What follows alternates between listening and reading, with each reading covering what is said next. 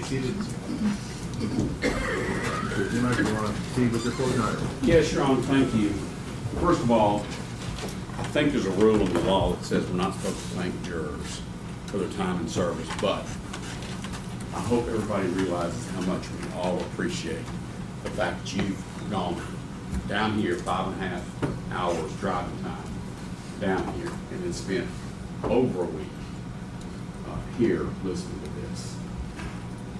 And that's really all I can say under the rules about how much I appreciate it. So let me start with my closing argument. That is Justin Smith on the proudest day of his life. He's a brand new, freshly minted cop. And that's who I represent, Justin Smith, right over there. Now, I'm not going, that's the only technology you're going to see from me today. All right. My closing argument's more going to be of what I noticed throughout the trial. And you may or may not consider what I noticed to be important. And if it's not important, just ignore it. But it could be that you noticed and made note of some of the same things. And since it seems like we've been here for an eternity, I'm going to go through them. Again, use what you want and move on the things you don't want. All right? So I'm going to try to move quickly. If I even get anywhere close to an hour and a half, I give you permission to throw a rock at me, okay? Kind of like a Rock City bank robbery. Just throw a rock at me. All right. First, my notes. What happens in a city when mayors and police chiefs announce on the news that cops are not going to be permitted to chase shoplifters or burglars? Well, criminals run. They're not dumb. What happens when officers like Justin Smith get convicted of a felony because of what Tyre Nichols and Emmett Martin did? Let's be real clear. We're here because of choices, as mentioned, Tyre Nichols made and that Emmett Martin made. That's why we're here. I don't care what anybody else says. In my opinion, that's why we're here. So what happens when we convict officers like Justin Smith of felonies for chasing someone down and attempting to handcuff a suspect to assist one of his other police officers? If you're a cop, what do? Somebody like Justin Smith, who everybody knows, CEO of the MPD, knows to be the most kind and gentle professional in that unit. He gets convicted of a felony, what's going to happen?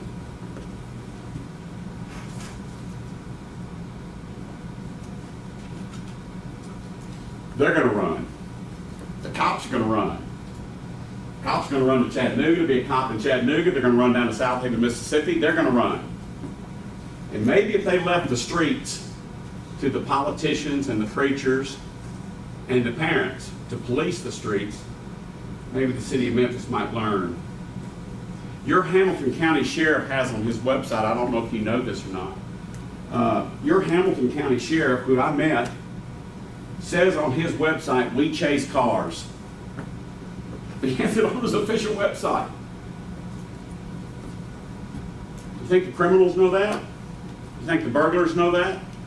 Shoplifters, carjackers, you think they know that? It's your sheriff that's going to chase cars. Just down the road, less than 10 miles from here, the DeSoto County Sheriff, Thomas Tuggle.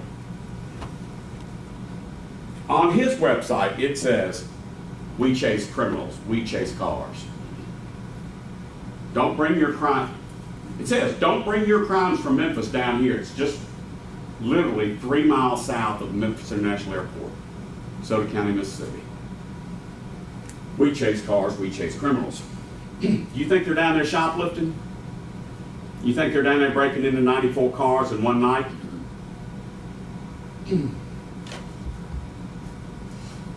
Here's some more notes that I have. that night of this arrest, who was angry? Who was angry? Well, we know Mills was angry. He said so from the stand. He said he was angry. We know Emmett Martin was angry. You couldn't be anything but angry and unhinged if you're Emmett Martin doing what he did. Was Bean angry? Nope. Remember now, when I answer a question, I'm not going to ask you a question, but the DA's office asked you a couple questions one time. I said, God forbid they actually answer some of those questions. When I ask a question, it's rhetorical. Was Bean angry? Nope. You didn't hear a peep from him. I said, come on, bro, give me your hands. Was Justin Smith angry? Listen to the audio. Justin Smith is that squeaky voice you hear. He was panicked. He had enough years on the job arresting felons, 90% of whom are armed. He had enough sense to be scared and screaming on the radio to send more cars. Was he angry? Nope. But Mills and Martin were angry. Who took breaks from OC spray, pepper spray? We keep calling it OC spray like it's, something to keep on the back of your stove. Pepper spray. You saw how potent it was. And Miss Henley said, in one breath, she says, oh, we heard how Mills and Martin were immediately affected by the OC spray. Remember saying that? But Smith and Bean didn't have that luxury. So Miss Headley tried to make it sound like it didn't get on them. Did y'all notice in training that when they give them that one shot in the eye, there's nobody standing behind that cop that gets it in the eye? It's called backsplash or overspray. Miss Headley told you that Martin was standing next to Mills. Go back and watch the video. No, he wasn't. He was standing next to Bean. He was standing across from Mills when he shot that spray. And Martin is not a little guy. He bailed out. Whew! Whew! Can't catch my breath. Mills took a 1 minute and a half break because some of the back spray got on him. At that first traffic scene, Haley's the one who sprays. Okay? Hemphill is across from him with his taser on the leg. And Hemphill gets it. It's like room spray. You're not going to be able to surgically do it, okay? And it is super powerful. For over 8 minutes, go back there and time it. Haley couldn't catch his breath. He couldn't see. He was prying his eyes open to get water in it. Hemphill, while Mr. Leffel was reading out the times of what was going on over at Castlegate, Hemphill was still coughing up a lung. Hacking and coughing on the... He only got a little shot. Bean and Smith didn't have that luxury. They let go of that man on the ground with a handcuff on him. Somebody's going to get shot. It might be Nichols, because if he gets up with that handcuff and starts swinging it. Or a cop's going to get hurt. Miss Headley actually had the temerity to look you people in the eye and say that Bean and Smith were holding the victim Nichols down on the ground. Remember saying that? Don't answer. Mills stated from the witness stand that Bean and Smith weren't holding him down to be holding him down, to get punched, kicked, or whatever. Mills said that those two guys kept their hands on Nichols to keep him on the ground to get him handcuffed. What else could they do? Did Smith and Bean get a break? Haley and Hemphill got an over an 8-minute break. Mills took a 1.5 minute break. Those two guys never got a break.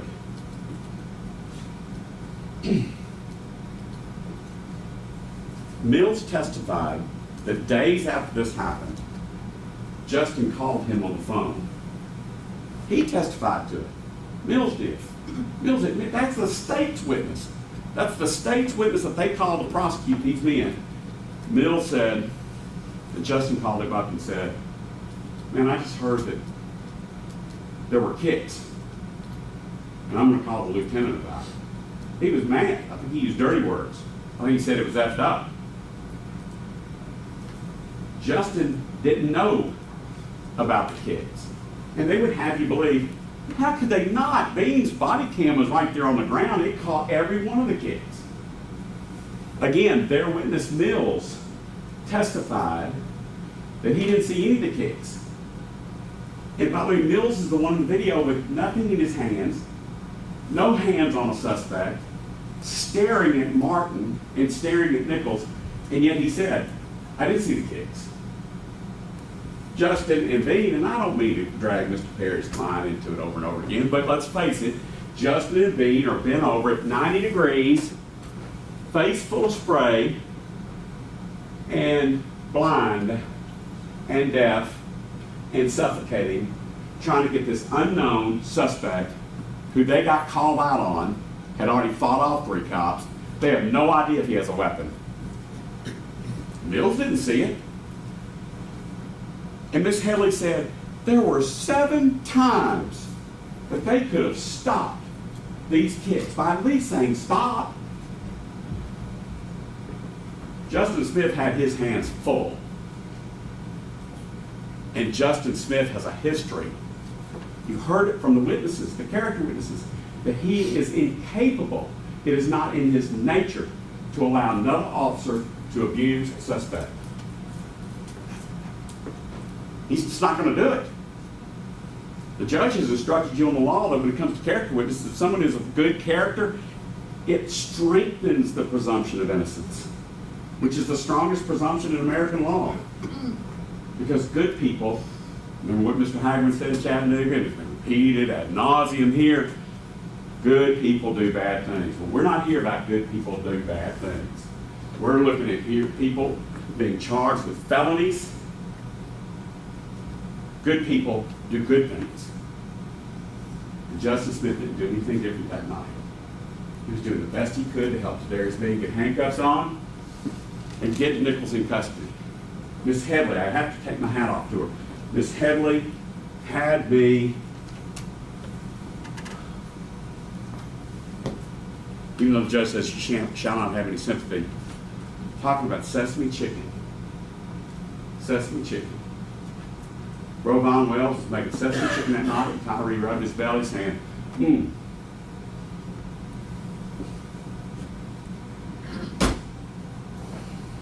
Justice Smith did not do anything to Tyre Nichols. Tyre Nichols made choices. You've heard about him. Speeding, running from the police, blue lights, fighting at the first scene. Did you hear what he said? He looked at these cops who were saying, get your ass out of the car. He says, y'all are really doing a lot tonight. Stop. Don't do that. I'm just going home. When they're saying, get your ass on your belly. Right? Tyre Nichols made these choices. This isn't about sesame chicken.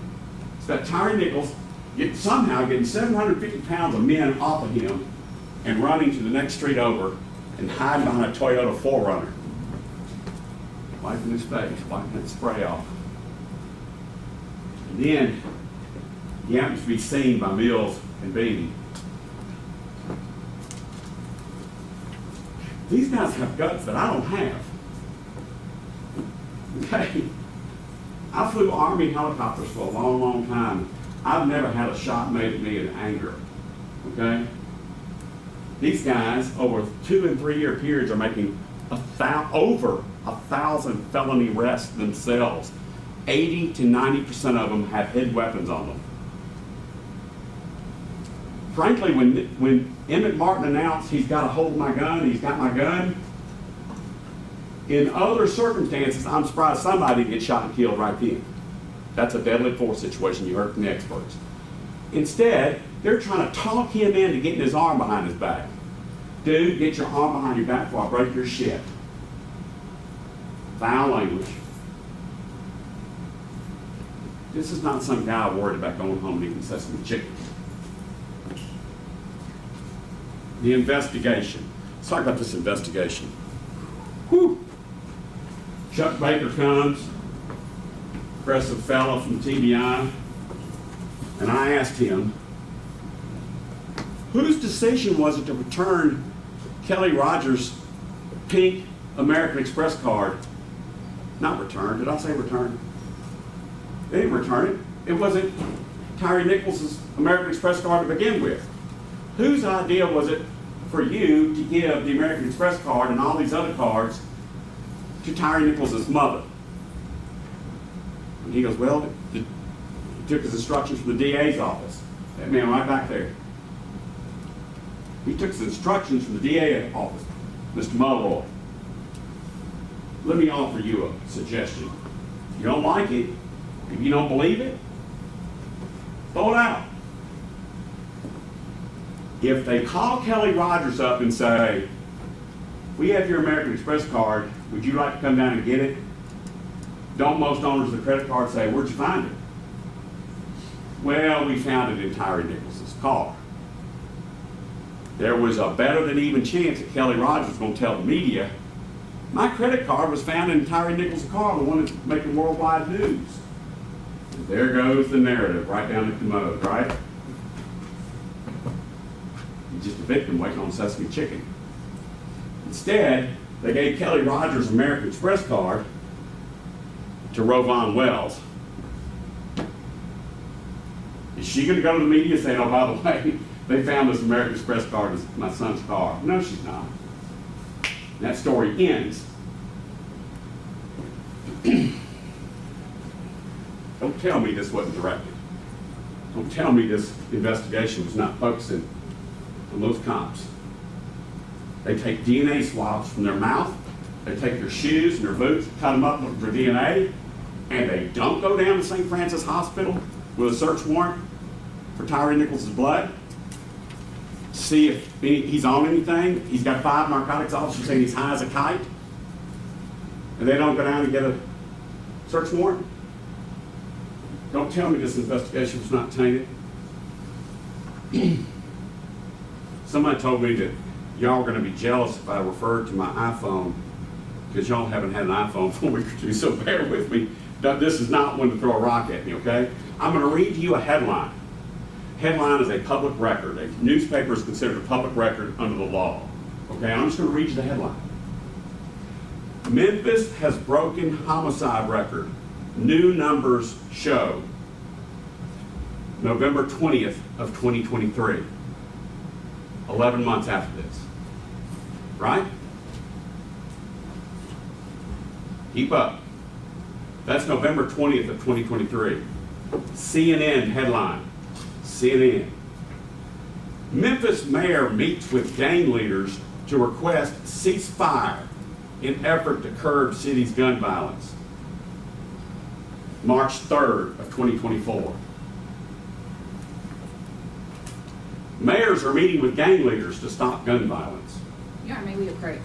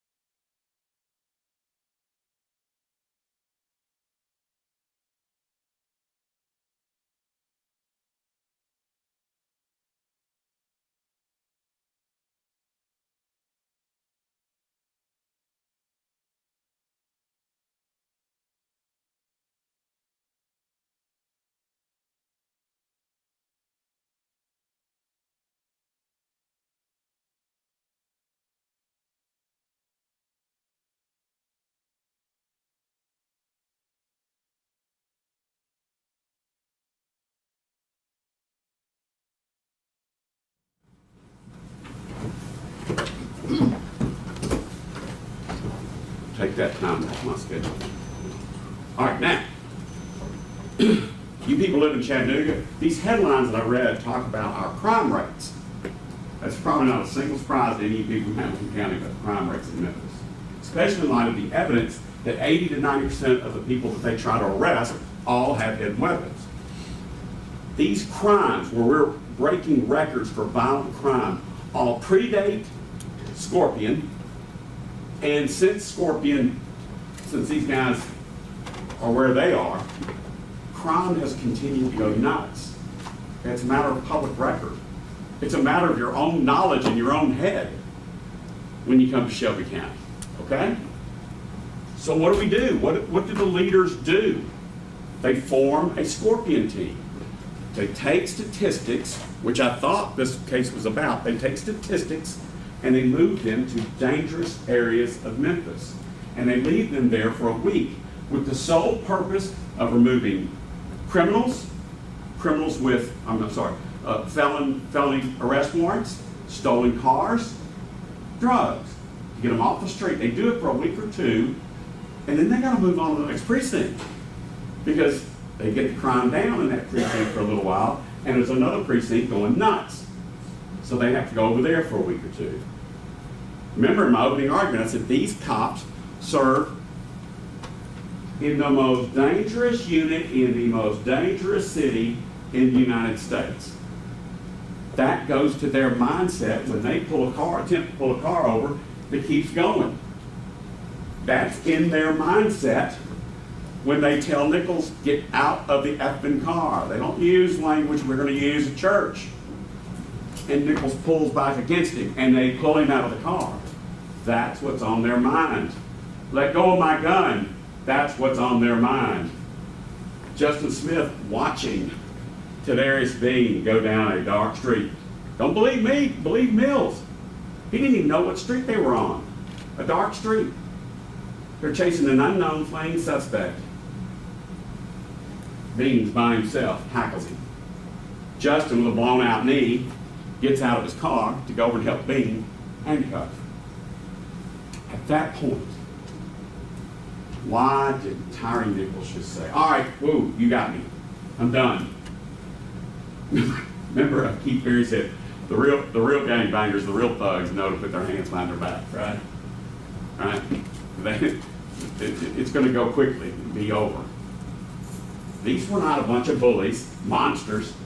Mr. Ackerman said they're not monsters. Well, of course they're not monsters. They're doing a job that none of us in here have the guts to do, to try to keep the rest of us safe. All Tyre Nichols had to do was, all right, man, you got me.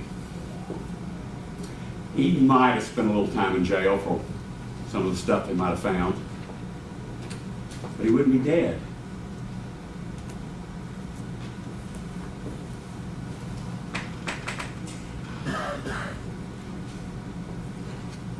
Those headlines I told you about, the things you know about in your own mind about Memphis, do you think Justin Smith knew those things when he decided to go to work on January 7th with a blown out knee instead of staying at home and nursing his knee?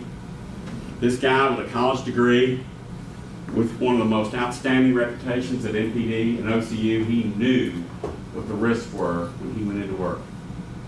And he faced it. I don't have those guts. About the only thing Justin is guilty of is being naive. He probably thought he was making a difference. He literally was risking his life in reality every night to arrest people who sell dope, carjack cars, steal guns, credit cards, treating these people with respect. That's what they said about Justin. He's dealing with the worst people in Memphis. And Woj Checky, who was his lieutenant and actually made arrests with him, with pepper spray in their face. Neemack, who is the old school guy, he says that Justin's new school. That is, he treated the suspects with respect. So is he going to change his spots that night and treat Tyre any different? No. This is Emmett Martin and Tyre Nichols' doings.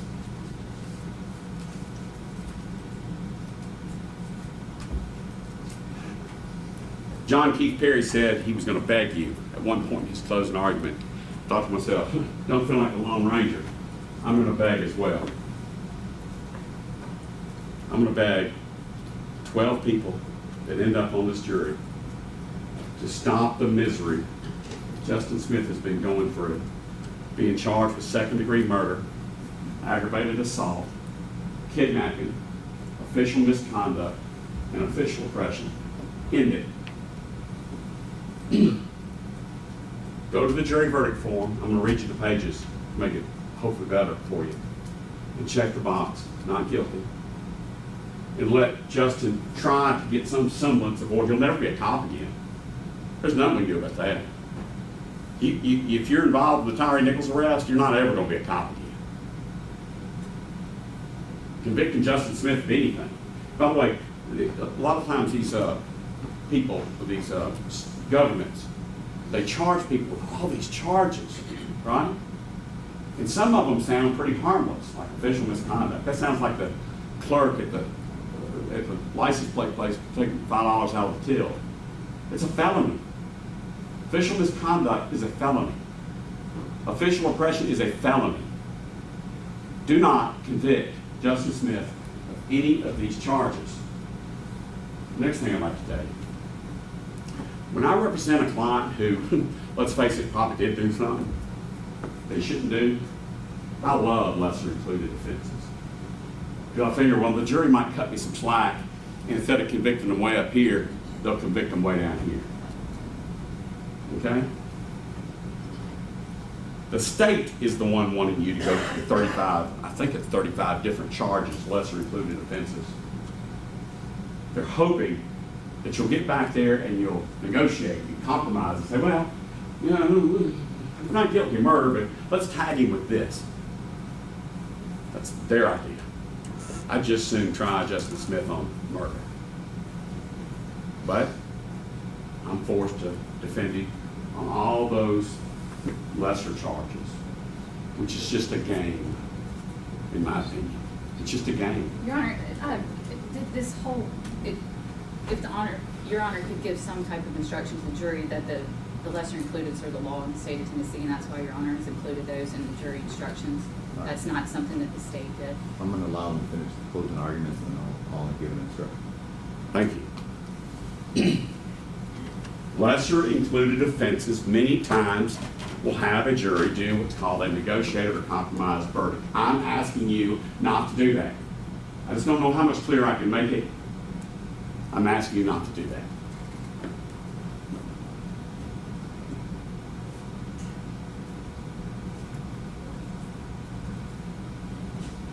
Now, let me go to the DA's closing argument.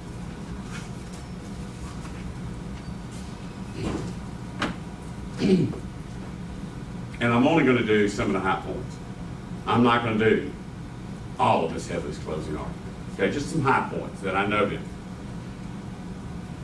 She said that Tyre Nichols, after looking forward to Sesame Chicken, said when he got out of his car, "I'm just trying to go home." If he'd have done what the officers told him to do, he could have gone home that night, or at least some night quickly in the future. But he didn't. Instead, Ms. Headley makes it about the officers. Should have the officer just said, "Oh, well, you're about to go home? Go ahead and go home." Is that what you want? She took issue with my phrase, tail whipped. It was when I was asking Mills about you getting your tail whipped. These guys face felons every night, and they can't keep this guy under control. And by the way, this is the second scene. The first scene, he's already whipped their tails and got away from them. So that was my phraseology that Ms. Headley took issue with. These officers clearly were in over their heads with this one suspect, Tyre Nichols. Mills said he was angry when he used his baton. I think he was being honest and candid. But then he went on to say, yeah, well, I was angry. If Tyre had just given us his hands, I would have not have hit him. Even though he was angry, Mills said that if he had just given us his hands, I would have never struck him. You can't believe Mills 1 minute and disbelieve him the next minute. That's their witness. I'm not even going to spend too much more time on the DA's office continually saying that Bean and Smith were holding Tyre Nichols down, and they even played it to you in slow motion. That's not what Mills said. Mills said they weren't holding him down for beatings. They were holding him down trying to get him in handcuffs. That's their witness. Miss Headley stated, and I should have objected, Miss Headley stated they had to have felt or heard the kicks. Remember her saying that to you? She's telling you that they had to have felt and heard the kicks. I didn't object, instead I wrote this note down. Their witness, Mills, says he didn't see the kicks. Their witness, Mills, says he heard the thud, and when he saw the second punch, he turned away and walked away because he didn't want to see it. Smith and Bean didn't have that luxury. First of all, they didn't see it, and second of all, they could not let go of this suspect. This is crazy to evaluate this case on slow motion video in a 70-degree courtroom versus out there on a dark street. This is crazy to evaluate them criminally this way. I'm just going to take my time. I don't mean to keep you hungry, but Miss Headley said Mills and Martin reacted to the OC immediately. Well, what are we going to do? Punish Bean and Smith for just sucking it up and fighting through it? So Miss Headley saying they couldn't have felt or tasted or smelled the OC spray because Mills and Martin reacted to it immediately.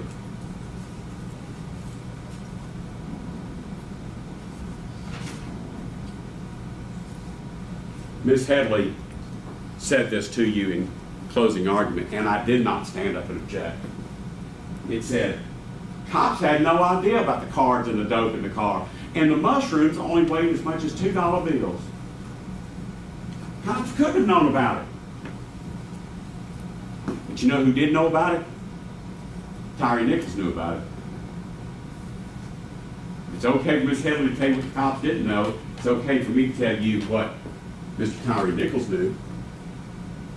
He knew what was in that car. He wasn't scared of those cops. I think he probably got scared of them. He wanted to get away from that car. If he gets away from that car, there's a hope. Stay out of jail. Miss Headley said that Tyre Nichols ran because he was scared of the police. She said, I don't know how she knows that. She went on to say that we picked on Robert Long too much. That's a young EMT, stood there like I'm standing, while Justin Smith is saying, man, his oxygen's low. His O2 is low. Where's your bag? You heard Justin. There was only one person trying to care for Tyre Nichols out there, and it was Justin. That's not to the detriment of the other officers. I'm just saying, she said we picked on Robert Long. And she said, if they hadn't done what they did to Tyre Nichols, Robert Long wouldn't even be out there. Remember she said that to you? And I wrote, if Nichols had not done what he was doing, Robert Long wouldn't be out there either. If he would just get out of the car, say, why are y'all messing with me? Here. He could have gone out and hired himself a really good lawyer for mistreatment or whatever. Instead, he wants to say, y'all are really doing a lot tonight. Stop. Don't do that. I'm going home. The whole time he's got three really big men with big items to hurt you, saying, lay on your belly. He didn't do it. Now, we're getting to my closing argument, and it's only 3 pages long. Hopefully I've covered a good bit of it. Justin Smith's reputation was that of compassion, protection of others. I've talked to you about character evidence, strengthening the presumption of innocence. I won't cover it anymore. By the way, Mills actually ended up being one of Justin's character witnesses. Mills said that Justin was calm and shared the same values with him. In other words, not going to take advantage or harm a suspect. Can't believe that and then not believe something else. Mills went on to say he didn't see the kicks, didn't see a good many of the punches. He stated that he heard no words during the during the Castlegate thing. He said the first time he heard the words was when he watched it later on video. Remember that? That confirms what Zwicky said. That when you're in a critical incident, you're scared. In a critical incident, your field of view goes to 2 degrees. You reduce that more with no glasses. You reduce it more with OC spray. You're scared to death hanging on to a handcuff. You don't hear. That's called auditory exclusion. Justin was in the fight of his life. And sitting here in 70-degree weather, looking at a video saying, well, that doesn't look too bad. It's impossible for us to get in the shoes of those officers that night. I was a horrible baseball player. Dealing with patients has to be hard. Dealing with wait staff, people has to be hard. Dealing with second graders must be hard. How hard for these cops? And we're wanting to convict them of felonies?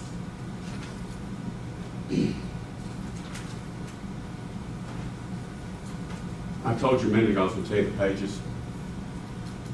In that big, long jury instruction, each of the 3 defendants, they go through the 7 charges and the lesser included offenses.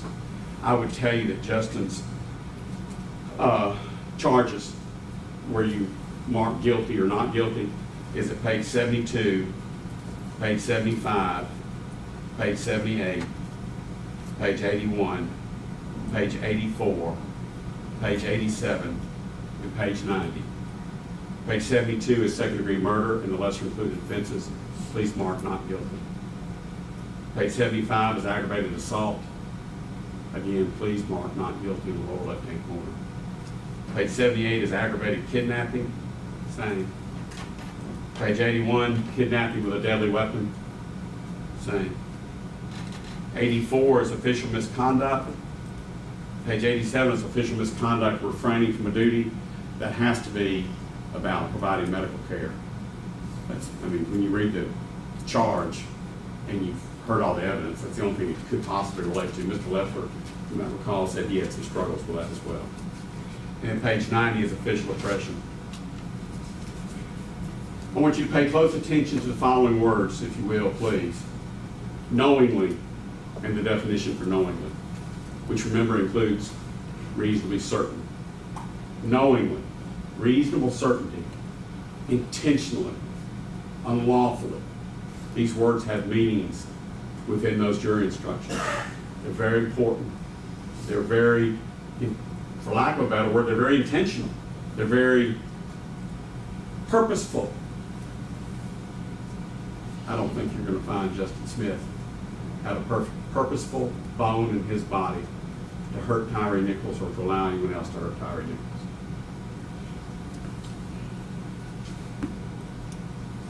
There's no way sitting in this courtroom looking at grainy video and pieces of moving body-worn cameras that Justin is guilty of a crime beyond a reasonable doubt to a moral certainty. Justin's character and his nature from these different witnesses, I ask you just to answer this in your own head. Would Justin hurt a suspect? Would Justin lose his temper? Would Justin allow someone else to hurt a suspect? Will he encourage or assist someone else to hurt a suspect?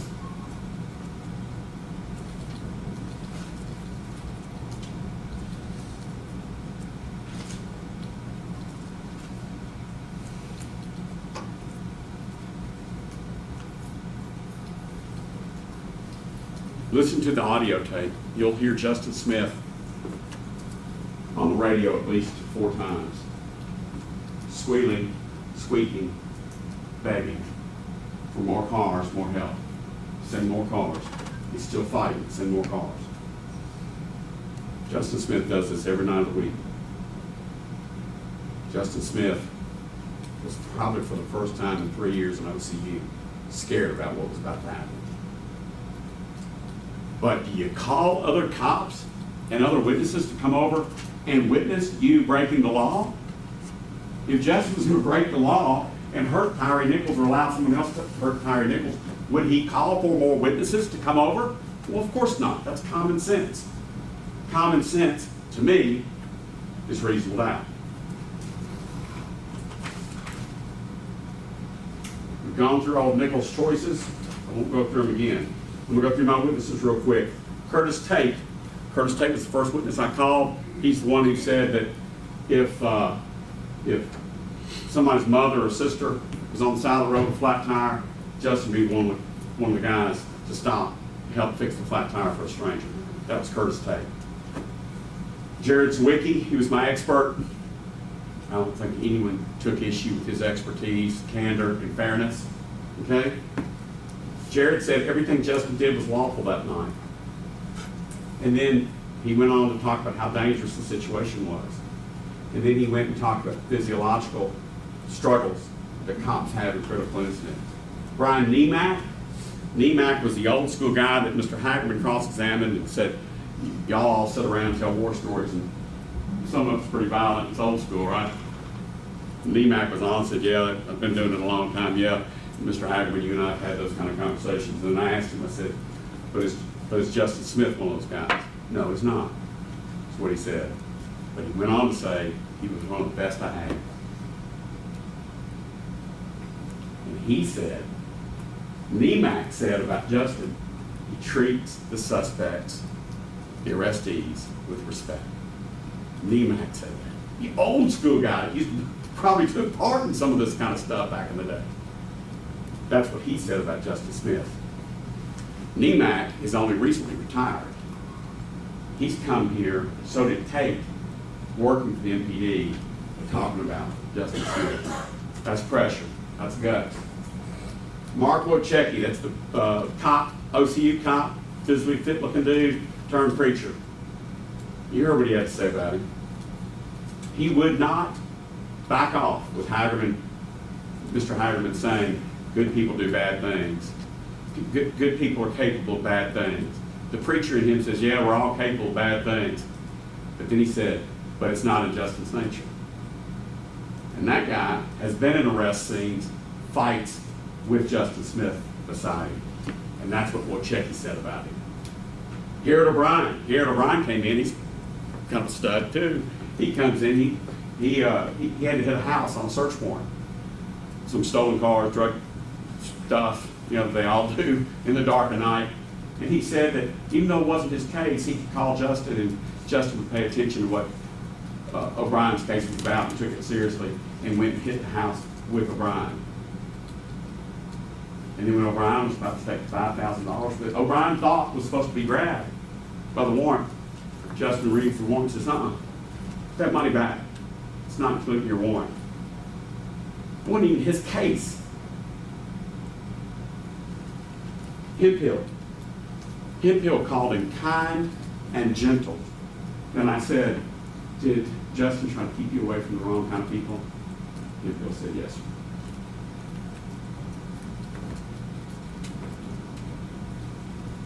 Desmond Mills, their client. He made fun of about how blind he was. But if Justin took his glasses off, he's blind as a bat. And this is not a dark street with OC spray and a fight for a handcuff. Mills, their witness, said that Justin's blind as a bat without his glasses.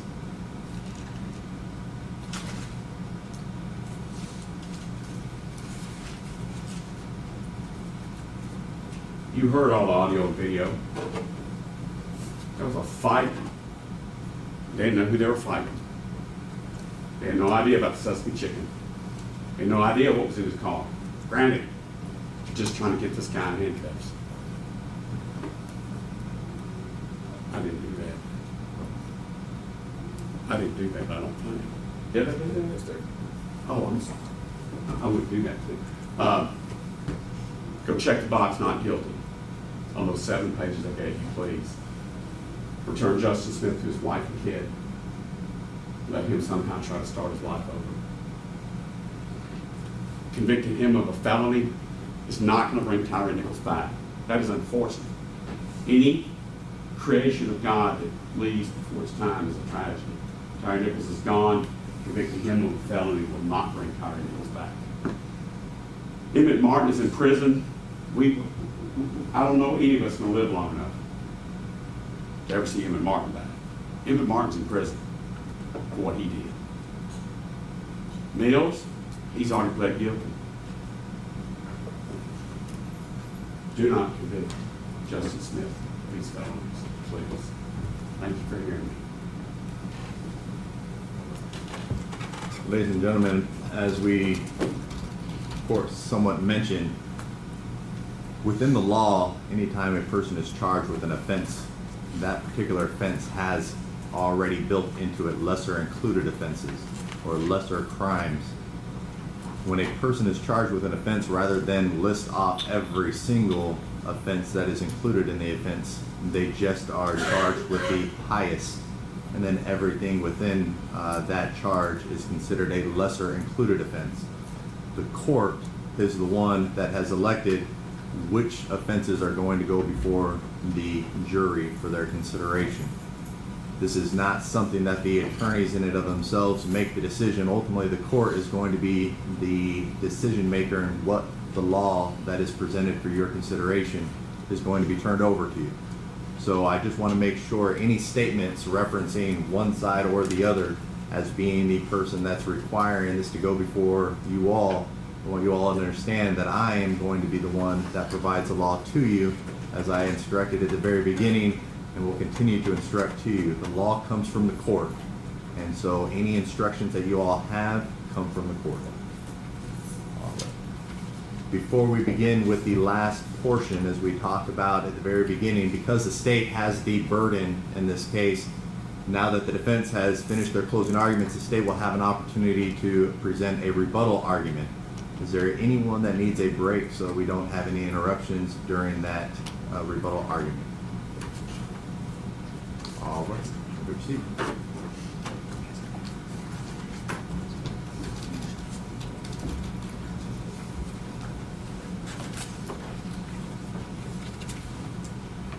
Two soccer ball kicks to the head, 3 baton strikes, 5 haymakers, and 2 more kicks. That's not about making an arrest. That's not about getting someone in handcuffs. That's not. That was about Tyre Nichols making these officers run. These officers pepper spraying themselves. Because at Ross and Castlegate, Tyre Nichols was not resisting. He was trying to survive. You all are able to see that in the video. We're talking about the choices of Tyre Nichols. We're talking about the choices of Emmett Martin. Well, all 3 of those men over there made choices and could have made choices that night. Should have made choices that night. They could have chose to stop it. They could have made a choice to stop it. In fact, they had a duty to intervene. They had a duty to stop it. And not one of them did. So the defense attorneys, during the course of this trial, for the last 2 days, have said a lot. They've said a whole lot. They've thrown a lot of smoke and mirrors, but smoke and mirrors do not equal reasonable doubt. And I told my boss, under my big boss, that I wasn't going to talk about their smoke and mirrors. I was going to focus on something different. But some of the smoke does need to be cleared up, and some of the mirrors do need to be broken. And like Mr. Zumot, I'm not gonna talk about all the smoke and mirrors because it was a lot. But I am gonna hit the highlights, okay? So first, before we can get into anything, we gotta talk about this idea of a tainted investigation. We've heard that for days now. They said TBI and the district attorney's office and the FBI, the Department of Justice, everybody was colluding and working against these men. They will have you believe because TBI got involved and my big boss somehow was driving in Hickory Hill, January 7, 2023, saw these officers doing what they were doing and saying, hey, this is gonna be a great news story. That's not what happened. In fact, look at the policy, Memphis Police Department's policy. You'll have it with you. In cases where individuals are in custody and are critical or dead at the hands of law enforcement, TBI has to get involved. But that can only come at the request of the district attorney. So who knows about what happened to Tyre Nichols back on January the 7th, 2023? TBI doesn't. My boss not out riding. Miss Wells has collapsed on her son in the hospital. She's not calling my boss to make the call. Who knows? Who else is a part of this conspiracy? MPD? Is it reasonable to also believe that MPD made the call to my boss? Hey, we got somebody critical at the hospital doing an arrest. TBI comes and clears out their hospital scene. Because that's what Ms. Wells said happened. For those officers who rode in the ambulance with Tyre Nichols, who were still at the hospital at the time he was there, cleared out. And then a tainted investigation. But when TBI gets involved, give them what they want to believe is their best piece of evidence. These mushrooms and these credit cards. That somehow justify Tyre Nichols being beat to death. Mushrooms that were found in the trunk of his car. Mushrooms that you heard Dr. Ross say weren't even in his system. What did he have in his system? Alcohol. Well below the legal limit. I think it was 0.4 grams. I don't know, 0.04. But a tainted investigation. Smoke and mirrors. Let's talk about what this is not. Because we told you back in Chattanooga, this is not about a group of men who met on Flipper Street and said we're going to go out and kill somebody tonight. This is not even about those men meeting up at Ross and Raines or Ross and Castlegate saying, hey, we're going to agree to do something to Tyre Nichols. If there were the case, it would be a what? First degree murder case. Nobody is saying it. It would also be a conspiracy case. Nobody is saying it. But what it is a second degree murder case, and it's a criminal responsibility case. And we're going to talk about what that means. And then the gun. Tyre Nichols grabbed Martin's gun, put his hand on his gun. You heard from Mills, later said it might have been my gun belt. All of it requires us to take the word of Emmett Martin. But we know, because we see on the video, 1 minute it's a traffic stop, 1 minute Tyre Nichols got out and took a swing, got on 1 minute. That's whose word we're supposed to take. You rewind the video of the traffic stop back. You tell me if you hear about a gun, but beyond that, if there was a gun, and if they believe that he grabbed the gun, which would justify and increase this situation, as the expert said, if that was the case, who was at Ross and Reigns when that happened?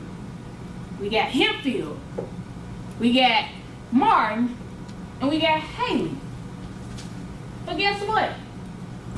Nobody got on their radio and put out, hey, yeah, pepper spray deployed. Yeah, taser deployed. Yeah, he's running this way or that way. Nobody got on their radio and said, hey, he went for an officer's gun too. I mean, wouldn't that be information that you want your fellow officers to know? If they're pursuing somebody who you believe is so dangerous, who you believe just overpowered, what was it, 700 some pounds of a men? Wouldn't that be information you would want somebody to know if it was true? Smoke and mirrors.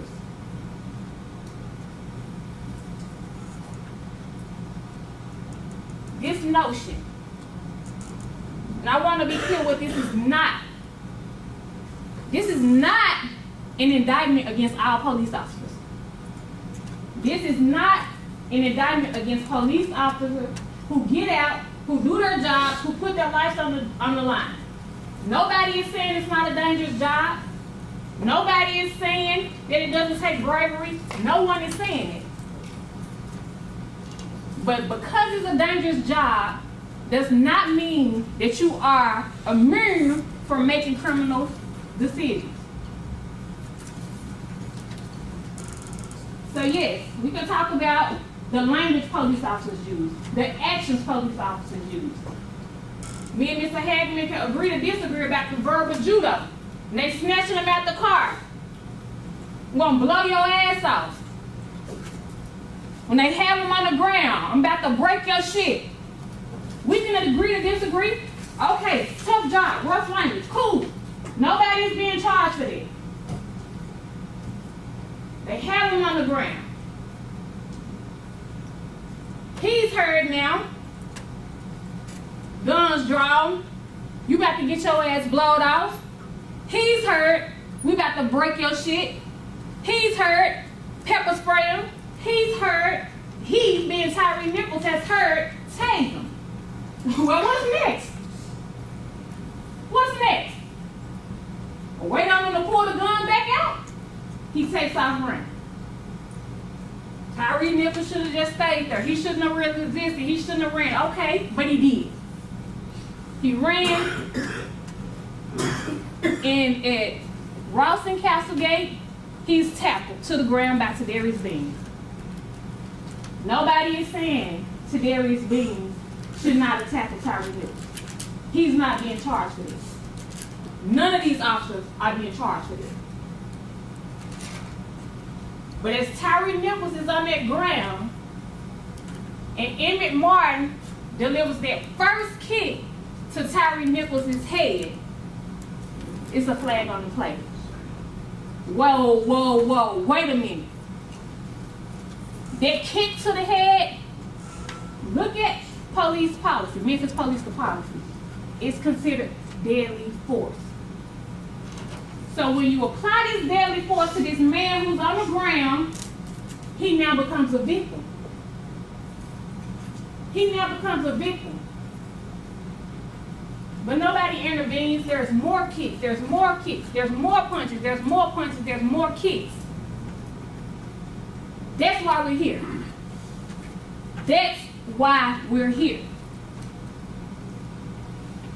I believe it was Mr. Perry who talked about split-second decisions. A split-second decision would be somebody running through a red light, making a decision, should I beat it, should I not, should I beat it, should I not, trying to beat it and having a car accident. That wasn't this case. Tyre Nichols was beaten for 2 minutes, from first kick to last kick, for 2 minutes. And in between that time, each one of these officers sitting in this courtroom could have done something. Each one of these officers could have said something. This was not a split-second decision. Smoke and mirrors.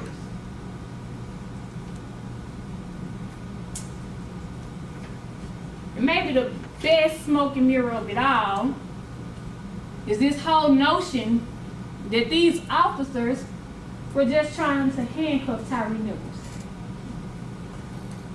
Tyre Nichols could have just put his hand behind his back, said, you got me, you got me.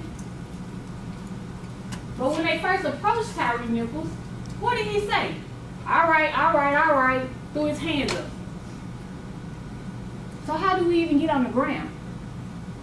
But even when we're on the ground, you know that character witness who came and said and testified on behalf of Mr. Smith, who talked about the dangerous arrest he made with Mr. Smith, who talked about the person who had been pepper sprayed. He was on one side, another officer was on another side, and guess what Smith did? He grabbed his feet, and they were able to get him handcuffed. Guess what they could have did when Tyre Nichols was on that ground? They could have grabbed his feet and been able to get him handcuffed. But nobody said grab his feet.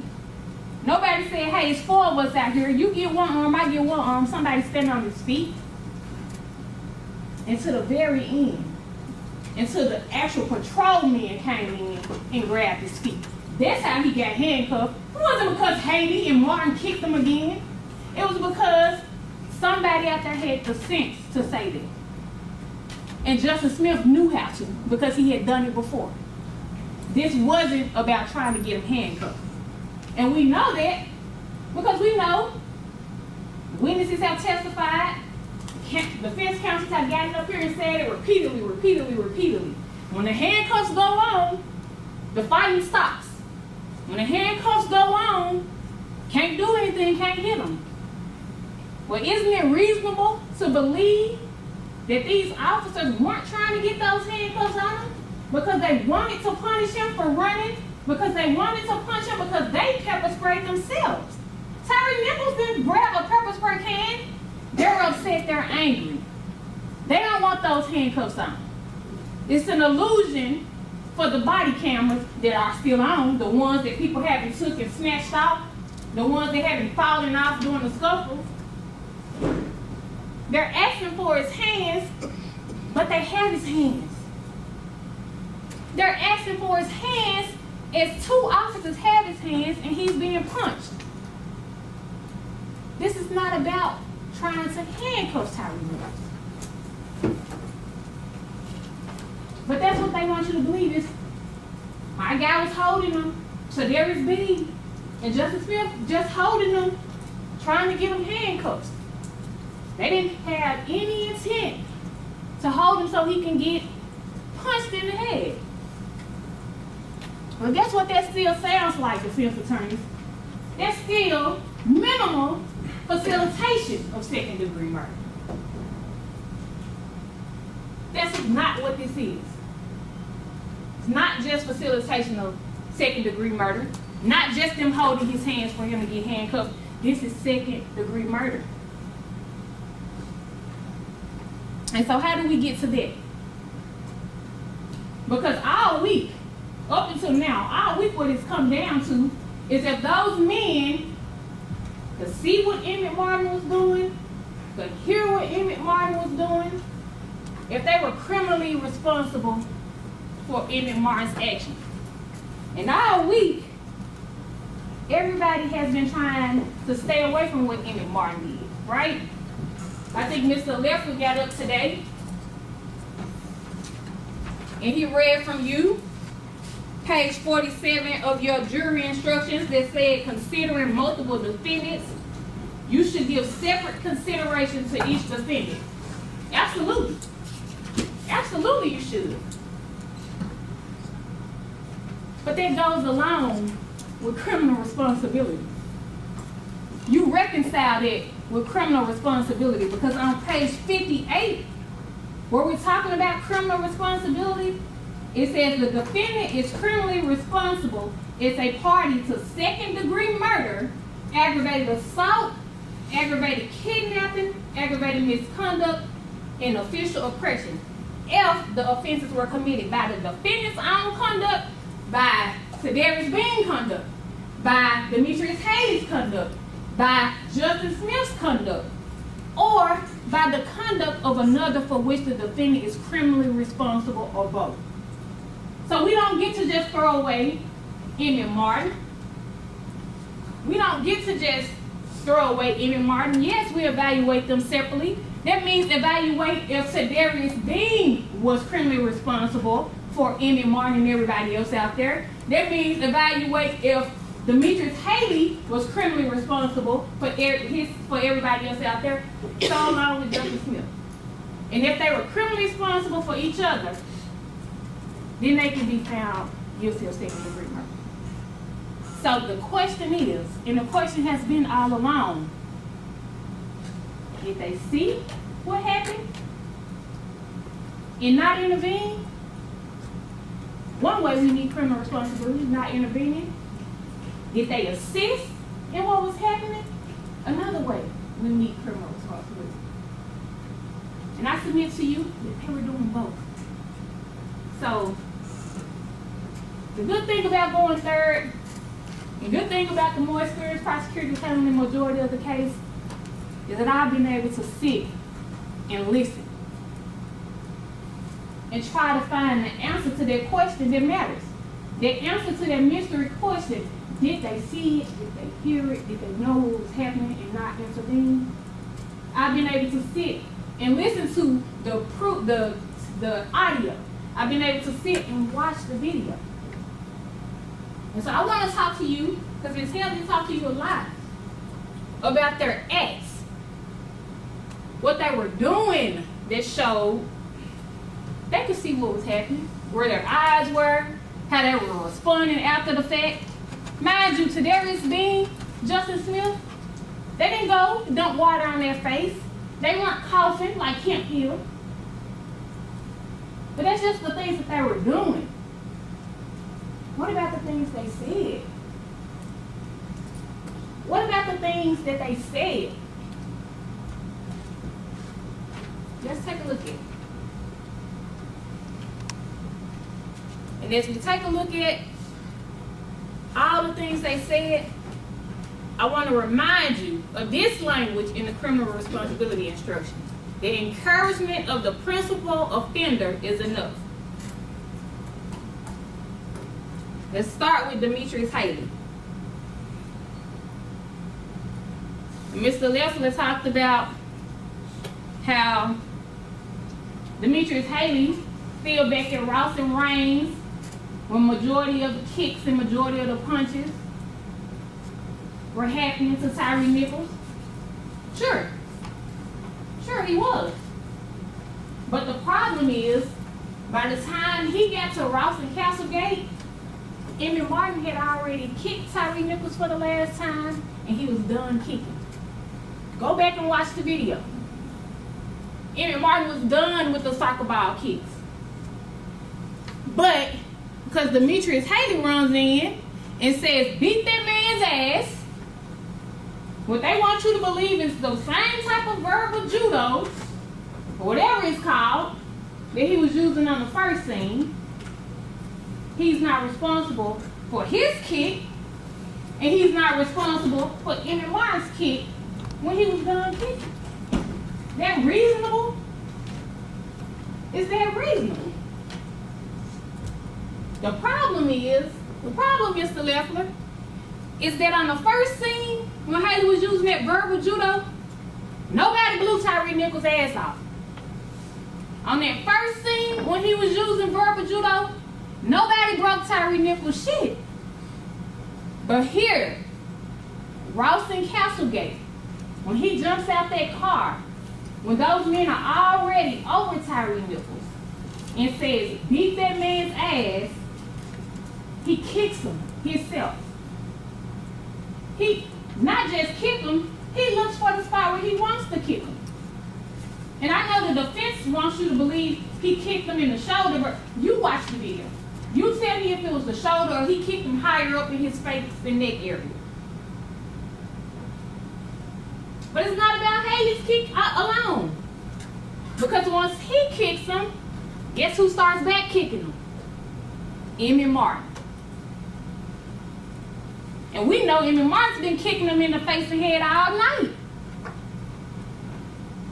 So Haley is responsible not just for his kick, but for that kick by Martin. And even if he wasn't, kicking him, Haley wasn't kicking him in the head. Did you hear him tell Emmett Martin to stop? Did you hear him say, hey, don't do that? Did you hear Haley try to intervene in any type of way? You did.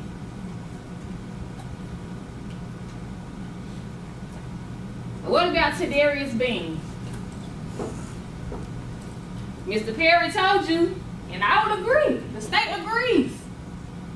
Tadarius Bean is a man of few words, doesn't say a lot. You'll watch those videos, you will see a lot of other officers are saying a lot more. Tadarius Bean hardly says anything out there on the scene. But the one thing that he does say lets you know he saw what was going on. He was aware of what was going on. Emmett Martin is talking about those haymakers he was giving Tyre Nichols. Talking about how he was rocking Tyre Nichols. And what does Tadarius Bean say? He was eating them hoes.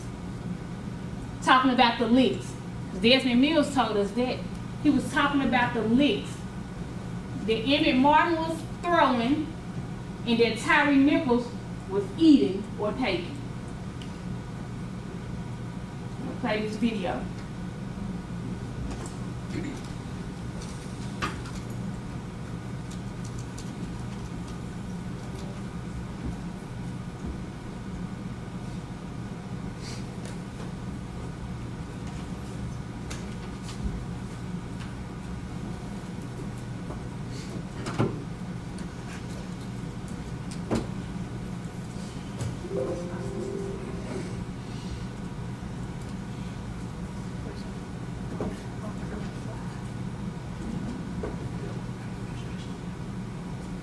I'm gonna play it one more time.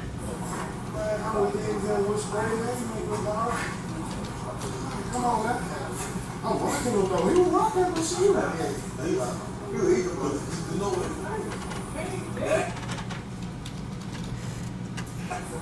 Man, I was in there with spray, man. Come on, man. I'm rocking him though. He was rocking him, but she like, yeah, he like, you eat him, but you know what?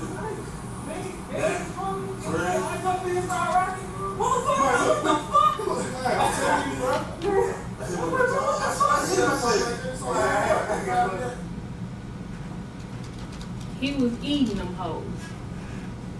Talking about the licks Emmett Martin was throwing, that the licks that Tyre Nichols was taking. And even in that clip, you see him wide-eyed, it's like he is in the courtroom. Not closing his eyes, not wiping his eyes, not nothing. They're showing that he's affected by the pepper spray that he says was blinding.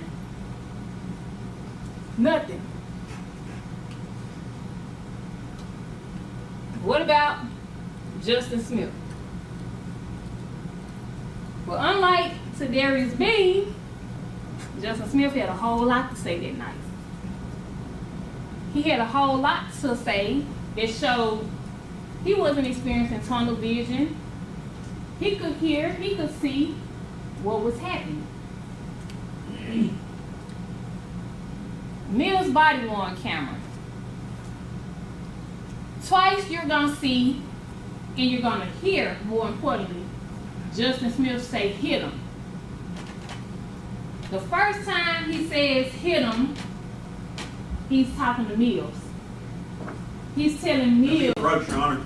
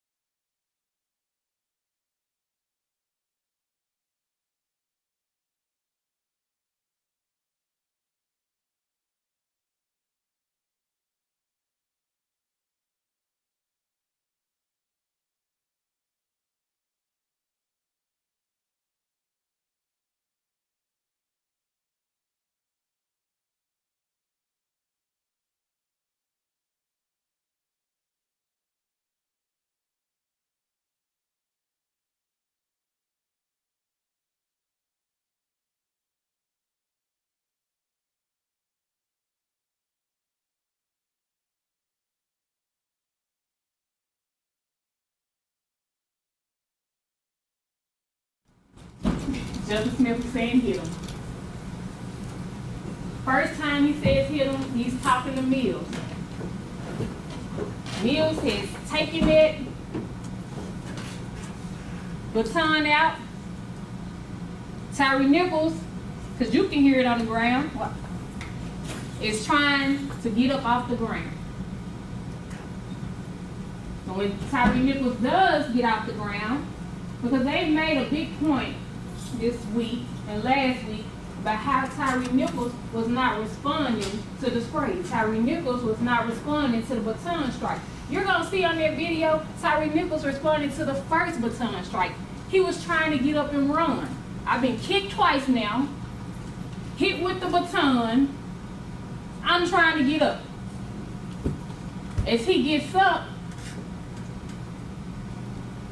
Bean having one arm, Smith having one arm, Smith says hit him again. And this time, you're going to see Emmett Martin hit him right after. He's talking to Emmett Martin. You got to do that motherfucker ass. Watch out. I'm gonna tie the fuck out. Get the fucking ass. Watch out. Watch out. Get the head. Get the head. Get the ass. Watch the cover. Watch the cover. Watch it. Give me that fucking head.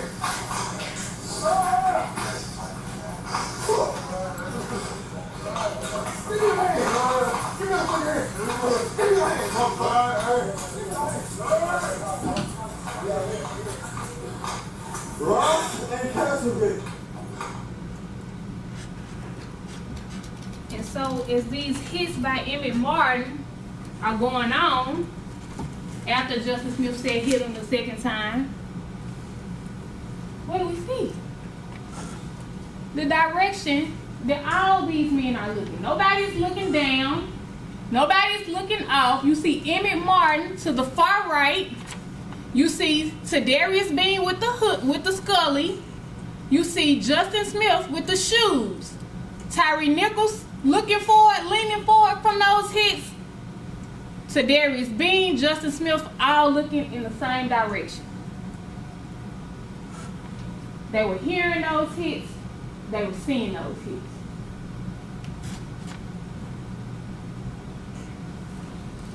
Same eyes. But they want you to believe that Tadarius Bean and Justin Smith are looking down the entire time. Well, that's Tadarius Bean looking up Mills' body worn camera.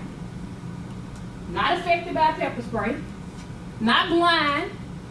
Seeing those licks. Hearing those licks. What else did Justin Smith say that night? I hit that man with so many pieces. Bean was rocking. I jumped in and started rocking.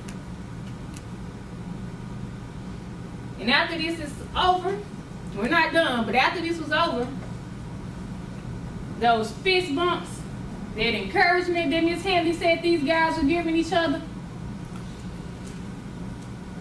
you the real MVP. You press play, Miss Hadley. Hey, you good, bro?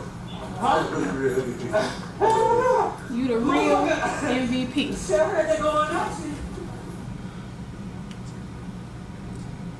Now this one, we took turns giving him pieces. The words of Justin Smith. We took turns giving him pieces. But wait a minute. Why would Justin Smith be saying we took turns giving him pieces?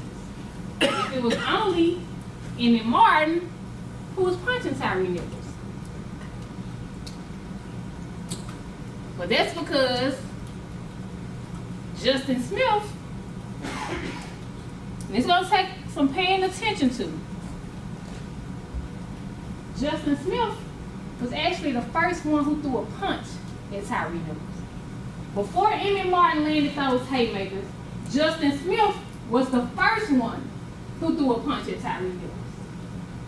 It wasn't a haymaker, but a baby haymaker, if you will. He was the first one.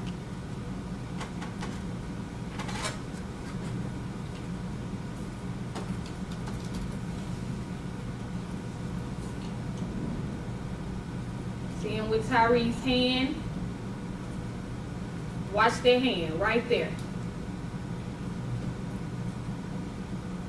And Mr. Perry had it on his diagram yesterday. I don't know if anybody caught it.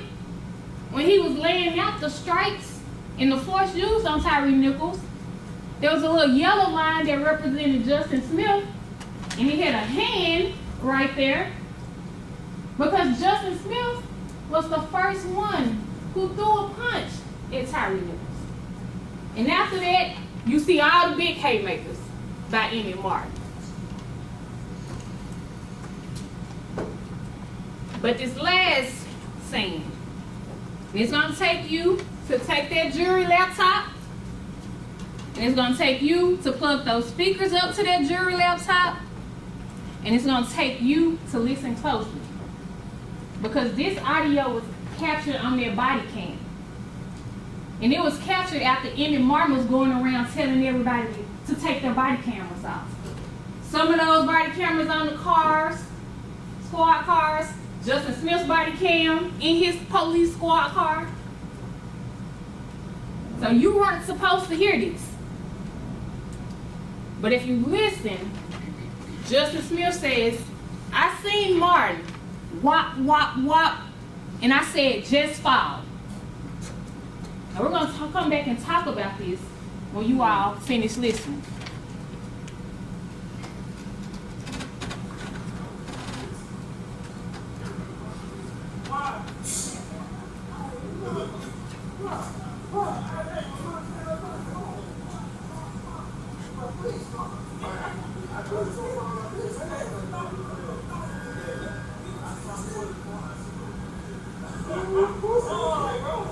Now stay right there, please, Miss Haley. That squeaky voice that we heard, that squeaky voice that Neil said Justice Smith has, says, Martin got up and said, wait a minute. Whop, whop, whop, as he's describing the hits by Emmett Martin. And then what did he say? I said, please fall. Who does he want to fall? Tyre Nichols, because he sees him being hit. He hears the whop, whop, whop. Then he goes on to say, it sounded like thud, thud, thud. The licks. He can hear what's going on. But afterwards, there was something else that was said. It's critical to this case. And when you back there in the jury room with better acoustics and you hook that speaker up, you're going to hear Emmett Martin talk about those licks. I thought he was going to fall.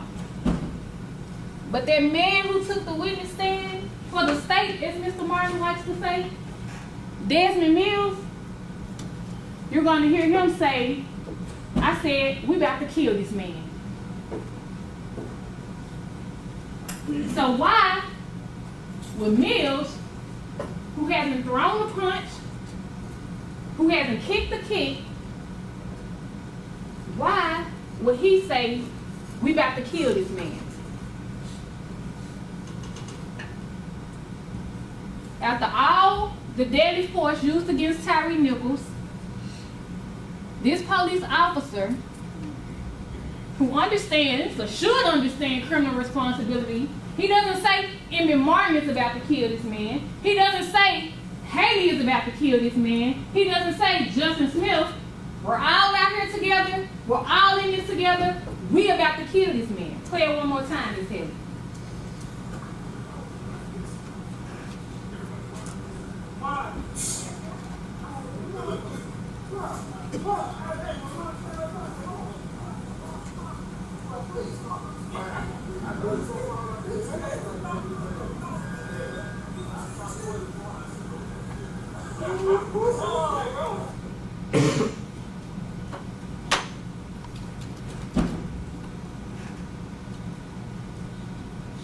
It doesn't take monsters to kill a man. It doesn't take monsters to kill a man.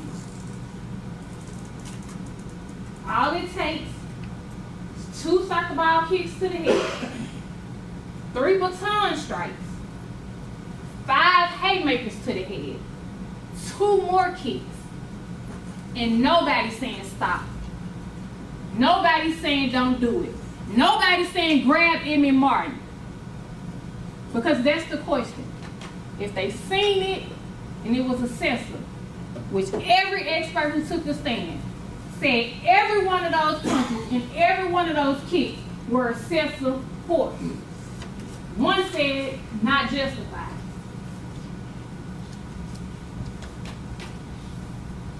If they seen it, that's what it takes.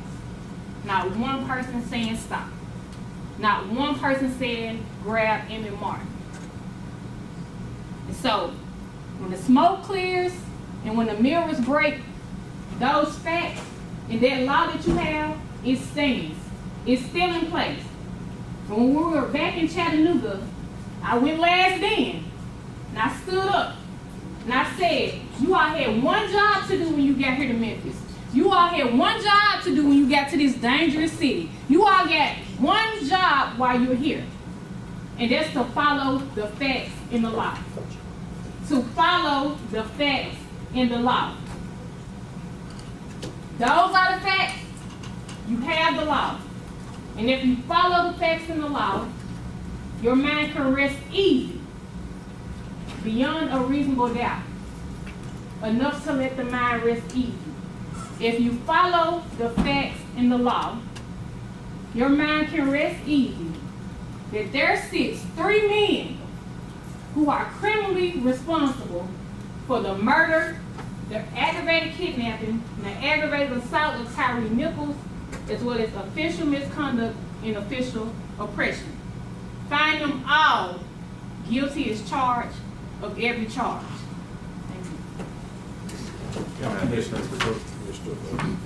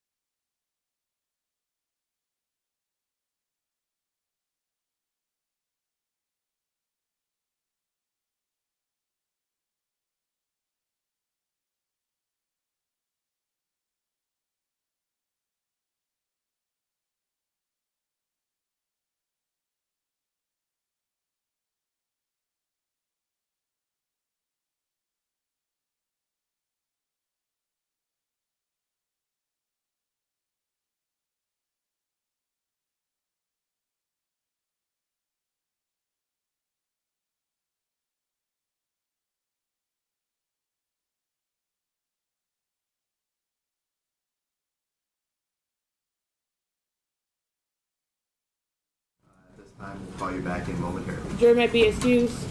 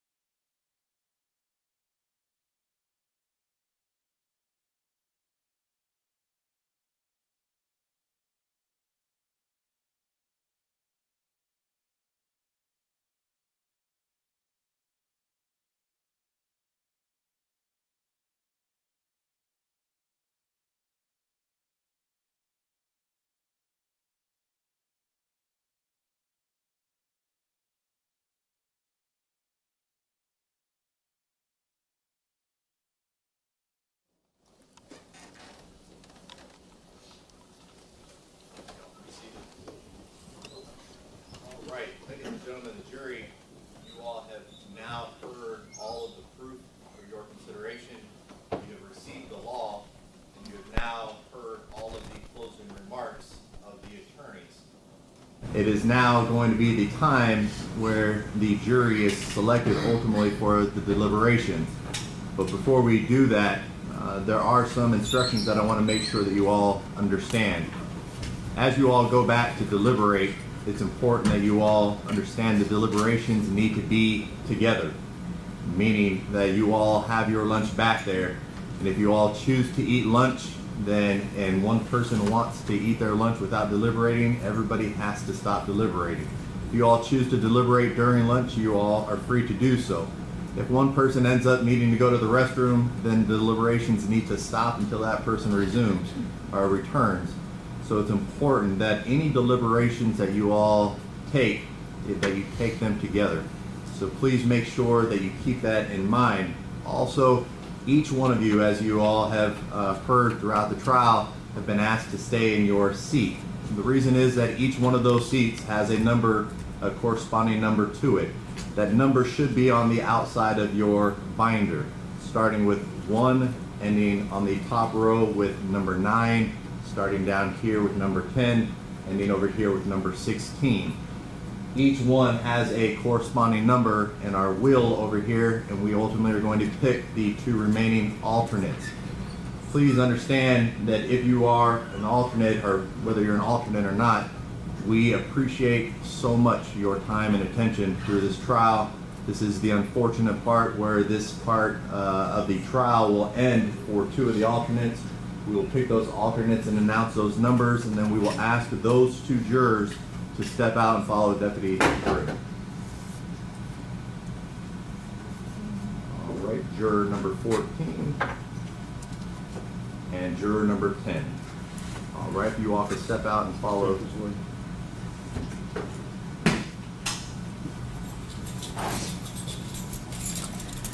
For the remaining jurors, you all will be the jurors deliberating in this matter.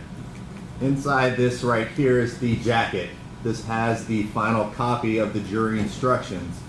These are the same jury instructions that you all received. Now, there were some typographical errors that have been corrected in here, but nothing substantive where you need to worry about those. I do ask that you do not mark on this final copy. Also inside are the verdict forms. This is page 70 through 90 that is included in your jury instructions.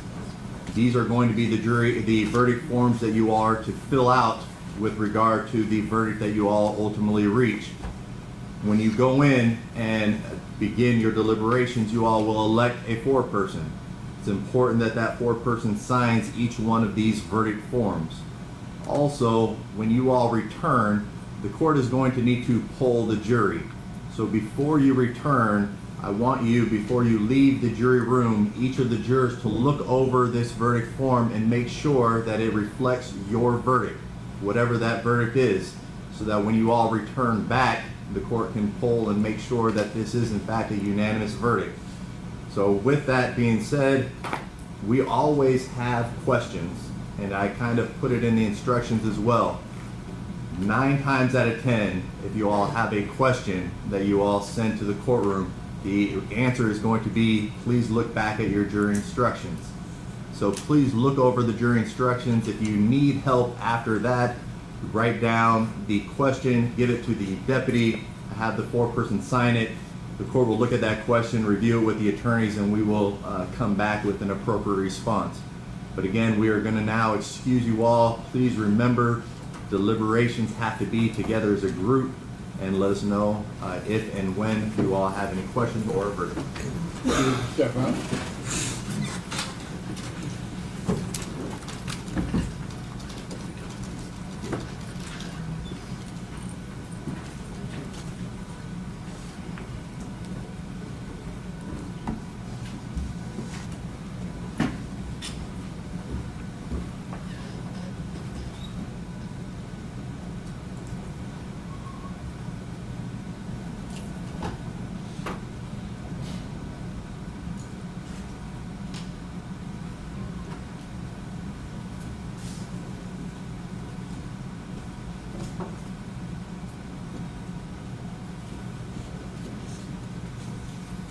right, ladies and gentlemen, the jury is now out of the courtroom. We are going to go ahead and stand in recess. And now that the jury has deliberations, we have your numbers. And we will reach out if there's any questions or Thank you. stand in recess. Court stands in recess.